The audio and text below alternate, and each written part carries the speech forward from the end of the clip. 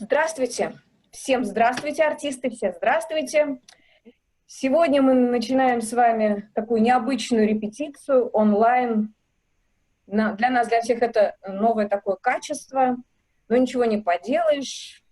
В данных условиях мы и так рады встрече, правда ведь? Конечно. Значит, для наших зрителей, которые, я думаю, получится так, что кто-то, может быть, увидит нашу репетицию, я скажу несколько слов. Сегодня мы проводим онлайн-репетицию спектакля, который был у нас приурочен к 75-летию Победы. Должны мы его были показать как раз 9 мая этого года, но в связи со сложившейся ситуацией мы этого сделать пока не можем, хотя спектакль у нас все равно выйдет, несмотря ни на что. Вот. Ну и сейчас мы проводим репетицию с артистами, потому что нам надо быть в форме. И скажу несколько слов, что это за спектакль. Во-первых, пьеса, написанная специально для нашего театра «Кукол». Пьесу написал Роман Сванидзе по мотивам произведения Светланы Алексеевич «Последние свидетели». Эта история написана по воспоминаниям людей, которые были детьми во время Великой Отечественной войны. Художником спектакля является главный художник нашего театра Андрей Волков. Музыку написал Владислав Саватеев. Мы с ним уже несколько спектаклей сделали в нашем театре. И также в спектакле у нас будет присутствовать видеоконтент, в котором там, значит, присутствует и мультипликация, и документальные кадры какие-то. То есть это сетка, натянутая на авансцене, на которой проекция. Проекцию у нас делает Влад Беляев. Итак, значит, спектакль называется «Живи». Это такое, значит, название, скажем так, всеобъемлющее, потому что мы в нашем спектакле говорим как раз не о смерти, а о жизни. И также еще такие моменты, что в спектакле у нас оживает множество предметов, потому что много предметов у нас, ну, они такие иносказательные и знаковые, скажем так. Вообще это иносказательная поэтическая история, основанная, скажем, ну, примерно на реальных событиях. Главным действующим лицом в истории является ангел, ангел-хранитель, в данном случае тех детей, которые выжили во время Великой Отечественной войны. Место действия – это вот некое пространство, место памяти. Вся декорация, значит, статична, стоит посреди сцены дерево, это дерево жизни такой, как монумент, где разворачиваются события. Так, ну что еще можно сказать, что, значит, как я уже сказала, вещи, которые появляются у нас в спектакле, это символы довоенного и военного времени, которые тоже участвуют в нашем спектакле. Артисты, которые участвуют в спектакле, значит, мы их не будем видеть, мы слышим только их голоса, и на сцене у нас действуют только куклы. Приближенно они к экрану, и а предметы, у нас, видимо, да. камера далеко, поэтому я далеко там кажусь, да? Наши артисты, значит, это голоса тех детей, которые жили тогда и видели то, о чем нам рассказывают, нам, сегодняшним зрителям. Так, что также, значит, немаловажную роль у нас в истории играет не только, значит, визуальная часть, но и музыка. Музыка, звуки, значит, основной инструмент, который звучит в нашем спектакле, это виолончель. Виолончель, звук виолончели в данном случае это звук жизни, как бы душа Вселенной, если можно так громкими словами такими сказать. И с помощью виолончели с нами разговаривает ангел, который всю эту историю рассказывает нам сейчас и здесь, нашим зрителям. Он спускается с небес вот в этот день памяти, чтобы поделиться с нами событиями того времени. И главный, значит, мысль нашей всей истории такова, что мы говорим нашим зрителям, что в наших силах сделать мир лучше, и надо просто жить. Вот, собственно, в общих чертах я могу в общих словах сказать вот то, что, значит, будет происходить на сцене. Конечно, всего не расскажешь и не скажешь, потому что это сложный очень процесс репетиции, и зрителям, конечно, лучше прийти на наш спектакль, когда он выйдет, надеюсь, ближе там, к концу лета, может быть, или осенью. Сам спектакль не привязан как бы, к какому-то определенному дню. Он просто рассказывает о событиях, которые происходили с этими детьми. И я думаю, категория 6+, ориентирована на детей младшего школьного возраста. Но думаю, что для просмотра с родителями в выходные это был бы очень хороший такой... очень хорошо было бы всем вместе, всей семьей прийти посмотреть все это и обсудить то, что мы хотим вам рассказать, потому что мы обычно делаем спектакли, ориентированные как на родителей, как на детей, так и на их родителей. Ну, я предлагаю, значит, вам, так, сейчас зачитаю вам артистов, которые будут заняты у нас в спектакле. Значит, в спектакле у нас заняты ангел у нас Надежда Беззубова. Дети у нас как таковые есть по именам, но имена в самом спектакле этих детей мы не используем, потому что дети у нас условные. Сейчас я вам зачитаю по именам детей, но, может быть, этого и не надо делать, давайте лучше артистов сообщу вам. Главное, что здесь ангела играет Надежда Беззубова. Всех детей, все предметы, которые оживают в спектакле, играют следующие артисты. Это народный артист России Ахмед Шенайрат Ахрамович, народная артистка Республики Башкортостан Рамиля Самигуллина, также играет Александр Верхоземский, Надежда Прошина, Татьяна Кузьменко. Всех ребят назвала я. Никого не обидела? Кубагушеву неправильно назвала. Рамиля Сулеймановна Кубагушева, да. Ну, ту фамилию, которую назвала, тоже была правильной. Итак, мы начинаем, значит, читку нашей истории, значит, нашего будущего спектакля, который, в принципе, уже в процессе, в завершении. Нам просто надо прийти в театр и все это собрать, потому что видео, музыка, артисты, художественная часть, нам сейчас это все, у нас все сделано по частям. Нам надо прийти, все это готовы уже. Да.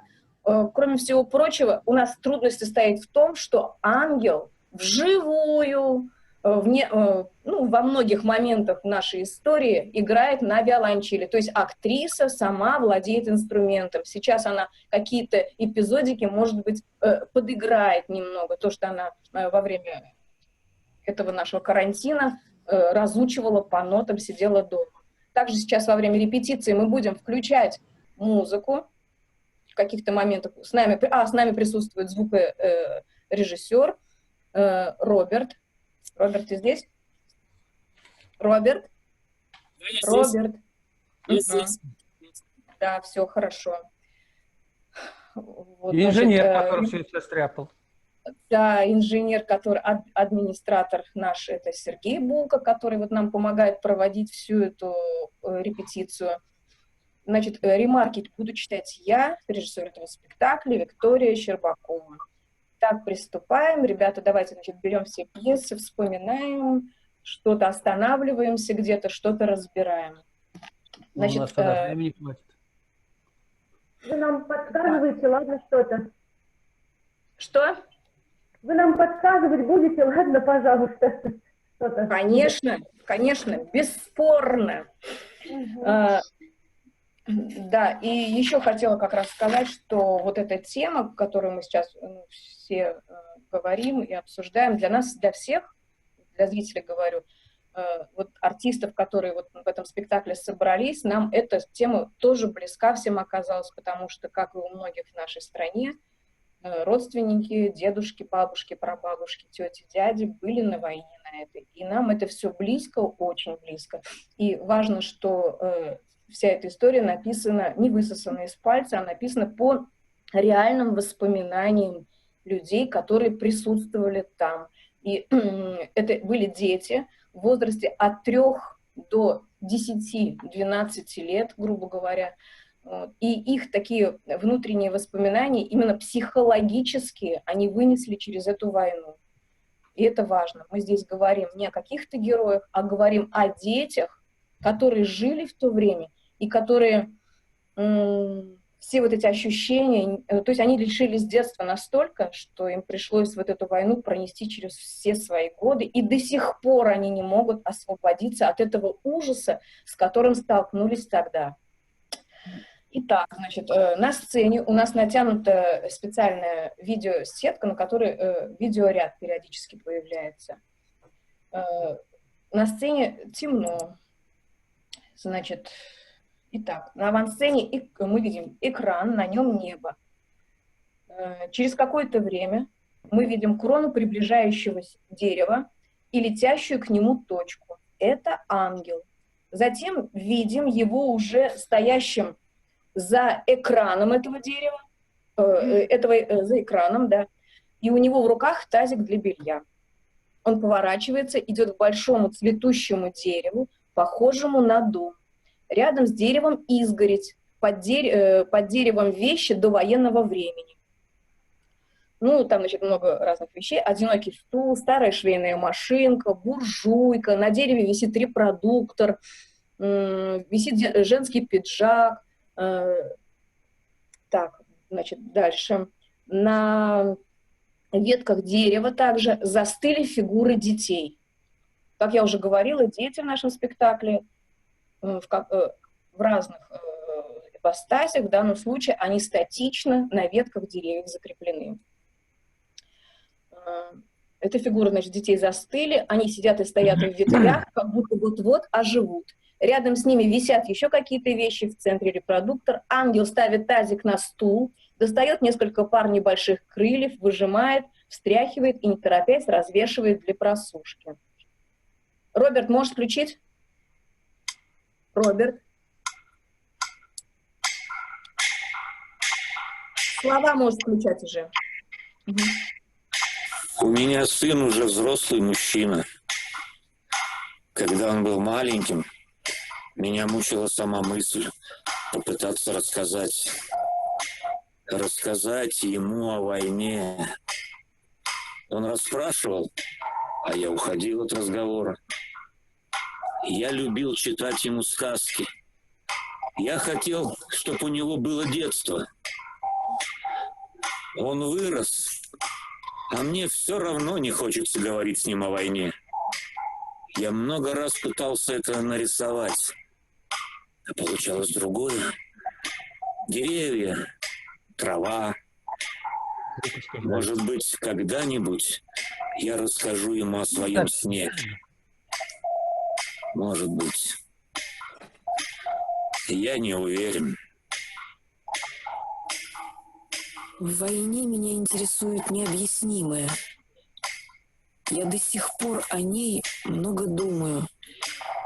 Я вспоминаю о войне, чтобы понять. А иначе зачем? Годы прошли. Я столько книг прочитала, а поняла о войне не намного больше, чем когда была ребенком. Об этом хотела рассказать.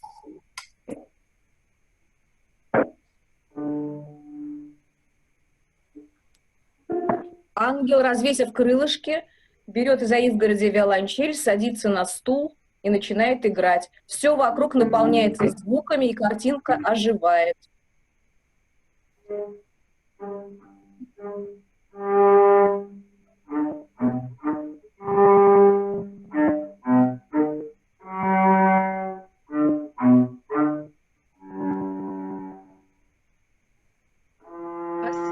Что я запомнила из мирной жизни, рассказ золотой рыбки.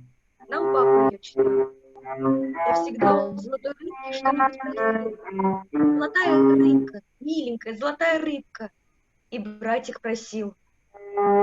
Я просил по-другому. По щучьему тень, по моему хотению. хотели поехать на лето к бабушке. Ну, и чтобы папа с нами поехал. А я до войны сам сочинял сказки. Я хотел научиться летать. У нас все мальчишки мечтали стать летчиком или моряком. Нам надо было или небо, или море. Есть земной шар. Мы с мамой полезли. Подожди, сейчас. Давай, Роберт, давай. Угу. Сейчас тогда еще. Роберт, Тогда сейчас еще раз. что? Еще раз сейчас.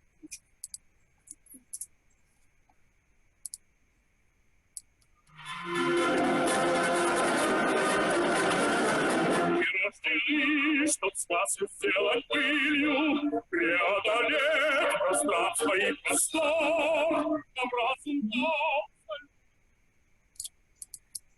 Мелодия стихает, на экране падают желтые листья. Угу. Мы с мамой по лесу любили гулять. Мы идем, а она меня учит. Ты не спеши, ты послушай, как падают листья, как лес шумит. И мы сидим с ней на дороге, а она рисует мне птичек на песке прутиком. Я до войны много читала. Боялась червяков и любила собак. Еще я помню школу. Очень широкая лестница, стеклянная прозрачная стенка и очень много солнца, очень много радости. Было такое ощущение, что жизнь — это праздник. Мы в тот день в цирк ходили. Вот это был праздник. Хлопали в ладоши, смеялись. Там огромный был слон, слонище, обезьянки танцевали.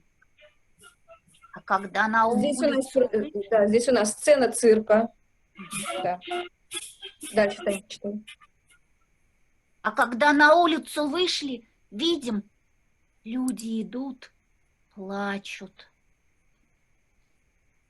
На экране у нас документальные кадры, и выплывает слово «война». Взрослые почти не разговаривали, шли молча. Идут-то идут, много людей, все молчат. Онемели, оглохли, ходили с испуганными глазами.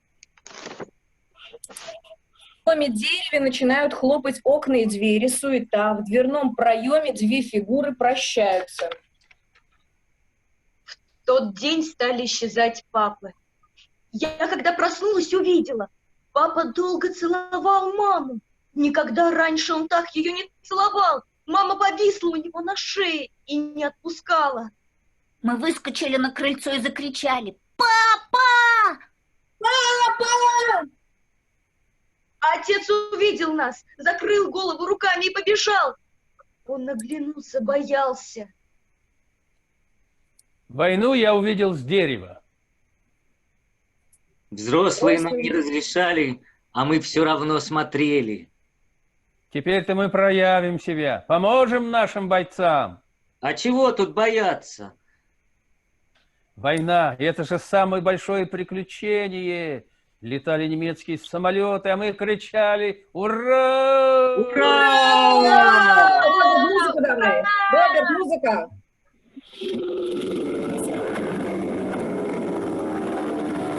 Милюш, десятки незнакомых самолетов. Черное небо и черные толстые самолеты с крестами. Они закрыли небо, закрыли солнце. Мы не понимали, что это враги. Пока они не стали бомбить. Ужас. Теперь, конечно. Тогда исчезли все краски, все цвета. Кто-то сказал, надо бежать на кладбище. Кладбище бомбить не будут. Затем бомбить мертвых. В нашем районе было большое кладбище со старыми деревьями. И все бросились туда. Обнимали камни, прятались за плитами. Мне было интересно посмотреть, как это летят бомбы, как это они свистят и как они падают. И вот я накрывалась пальто и через петельку для пуговиц наблюдала. Бомбы летели с каким-то звоном. воем.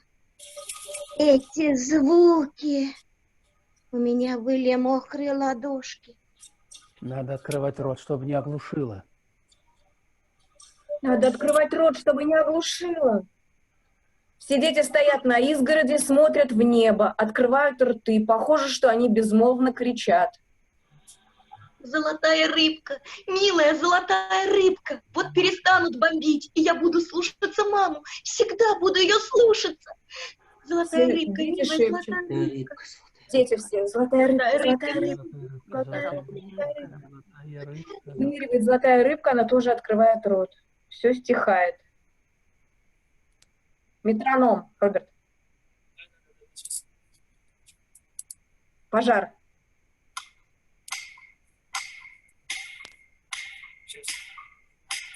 Эмилюш. Сначала горели отдельные дома, а потом загорелся весь город. У нас на подоконниках были роскошные филокактусы. Людей в доме уже нет, только кактусы цветут. Как будто это не красные цветы, а пламя. Цветы горят. Появляется ангел, он смотрит на все, как вокруг полыхает. Мама стояла, смотрела на огонь, а мы бегали и кричали: «Домик, не гори! Домик, не гори! Домик, не гори!» Еще несколько дней назад тут была зелень, были цветы, а сейчас все выжжено. Даже от столетних лип ничего не осталось. Все куда-то исчезло, один песок. Я боялся смотреть на небо, там было черно от самолетов. И на землю боялся, везде лежали убитые. Мама сняла с себя платок, завязала мне глаза. Закрой глаза, сынок, не смотри. Сцена 3, смерть. Документальные кадры идут. Первый убитый, Да-да. которого я увидела, был маленький мальчик. Он лежал и смотрел вверх, а я его будила. Я не могла понять, что он не живой. У меня был кусочек сахара, и я давала ему этот кусочек, чтобы только он встал, а он не вставал. Я, конечно, ничего не знала о смерти. Никто не успел объяснить, я ее сразу увидела. Первый увидел убитую женщину. Это меня удивило. Я представлял, что на войне убивают только мужчин. Нас не пускали туда, где лежали мертвые. Мы слышали только разговоры. Там столько-то закопали в яму, а там столько-то. А я все спрашивал: куда делись все эти люди? В центре дерева икона, на ней бабушка качает на руках внучку. А я от страха уснула. Роберт, музыка есть? Спала целых 2 дня. Все думали, что я умерла. Когда я открыла глаза, первое, что помню, свет. Яркий свет, необычайно яркий. Мне от этого света стало больно. Слышу чей-то голос. Бабушка стоит перед иконой и молится. Я ее потом спрашивала: «Бабушка, как ты молилась, когда я умирала?» Я просила, чтобы твоя душа вернулась. Сцена 4, эвакуация. Нас отправили в эвакуацию. Вещи собрать почти не успели, брали, что попало. Как у мамы хватило догадки взять в последний момент швейную машинку. Она была нашей кормилицей. По ночам мама ухитрялась шить и для нас, и для фронта. Спала ли вообще моя мама? В центре сцены швейная машинка, за которой сидит ангел. Он шьет, вокруг него дети. Они смотрят, как в небо уходит полотно с портянками, гимнастерками, носками, пилотками, штанами, рубахами. Моя бабушка вязала носки. А мой дедушка сапожничал и подшивал валенки. А пап у нас не было. Папы воевали. Воздушный бой.